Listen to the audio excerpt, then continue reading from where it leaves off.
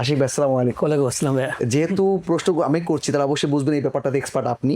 ওকে, সেত্তে ত্রেন্তার ব্যাপারে একটা মজার একটা আমি মিথ দেখতে পাচ্ছি। যেমন আজকে আমি বারে ঢুকবো জি। একটা কফি খেতে, তো এক ভাই বলছে ভাই একটা কথা ছিল। কি কথা? বা ইতালিয়ান হইলে জি সেত্তে ত্রেন্তায় ফ্যামিলি দেশে থাকলেও কি আমি কারিগো করতে পারবো?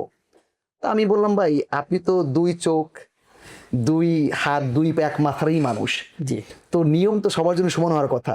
ইতালিয়ান হইলে পারবেন, বাঙালি হলে পারবেন কিনা বা পারবেন না, এটা কি আসলেই সত্য নাকি একটা শুধুমাত্র একটা মিথ?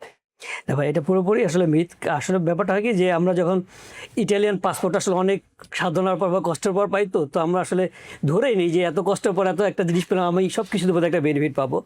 আসলে অনেক কিছুর বেনিফিট পাওয়া যায়, তবে এই ক্ষেত্রে এটা পুরোপুরি মিথ। কারণ যাদের ফ্যামিলি তারা যদি ইতালিতে রেসিডেন্স না থাকে, বিশেষ করে এক্সট্রা কমিউনিটারি যারা, এক্স্যাক্টলি। তাদের যদি রেসিডেন্স না থাকে তাহলে সে ইতালিয়ান হলেও সে পারছে না। আবার কমিউনিটারি যারা, তাদের যদি আবার রেসিডেন্স থাকে তাহলে তারা আবার ফ্যামিলিকে কারিগর করতে পারছে। ওকে, ধন্যবাদ আপনাকে। তো আর একটা বিষয় একটু অ্যাড করি, যেহেতু এইটা নিয়ে কথা হচ্ছে, যে আমরা যখনই জুরামেন্তো করে ফেলি আমাদের বাঙালি কমিউনিটিতে, কারণ আমরা তো বাঙালি মানুষ, অলরেডি একটা চলে আসে যে আমি তাহলে মনে হয় এখন কাউকে না কাউকে বাংলাদেশ থেকে নিয়ে আসতে পারবো। তার মানে কি, লাল পাসপোর্ট হয়েছে তো যাকে তাকে চাইলেই বাংলাদেশ থেকে ধরে নিয়ে আসতে পারবেন।